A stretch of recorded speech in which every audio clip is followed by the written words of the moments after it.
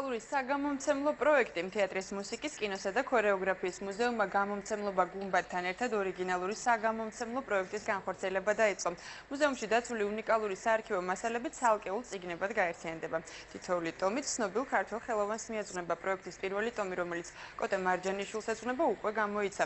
უცნობი მემუარები, მოგონებები, წერილები და ფოტოები, ვის მიეძღვნება ქართული კულტურის ოქროს ფონდის მორიგი გამოცემები, ლიზა ციციშვილი გიამბობთ. ძალიან მძიმე დრო დამიდგა. შუა სეზონში ვიმყოფებოდით.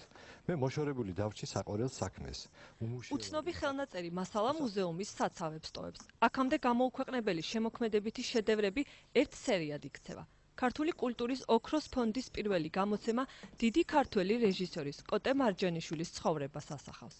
მოგონებები, წერილები, უნიკალური ფოტოები, რეცენზიები და მემუარები 326 გვერდიან გამოცემაში გამომცემლობა გუმბათმა თეატრის, კინოს, მუსიკისა და ქორეოგრაფიის მუზეუმთან ერთად გააერთიანა.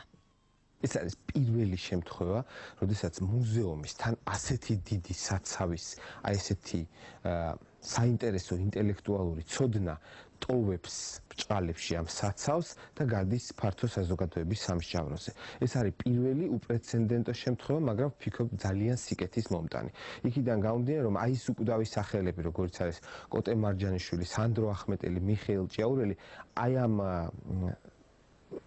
დიად შემოქმედების ნიმუშებს ქმნიდნენ, იმიტომ რომ ის ყოფილიყო ქართული ხალხის კუთვნილება. ეს არის საერთო ქართული პროექტი, იმიტომ რომ ეს საქართველოს ყველა მოქალაქემ თავისი კულტურის ოქროს ფონდის შემადგენელი მოღვაწეების ცხოვრების დოკუმენტები და მათი ცხოვრება ლამაზ ზეპირად უნდა იცოდეს, იმიტომ რომ მათმა კულტურულმა მოღვაწეობამ ქართველიერი დღემდე მოიყვანა.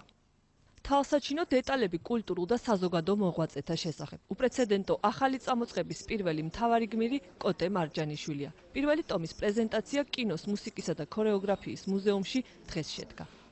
თეატრის ისტორია სხვანაირად იწერებოდა იმ ეპოქაში, რასაც საბჭოთა კავშირი ერქვათ და აი ამ მასალების გამოქვეყნებით ჩვენ ძალიან ბევრ საინტერესოს შევიტყობთ და შეიძლება საერთოდ ახლიდან დაიწეროს იმ პერიოდის ქართული თეატრის ისტორია. ეს წიგნი ალბათ გახდება როგორც ამის წინამორბედი გამოცემები, ქრესლომათია ახალგაზრდებისთვის. ამიტომ როცა ისმება შეკითხვა საჭიროა თუ არა, საჭირო კი არა, აი დროულია. უკვე რო დაიწყო და უკვე იხსნება ფონდები, ძალიან საინტერესო მასალა იქნება და მე ვიცი რომ ეს დაახლოებით კიდევ გრძელდება.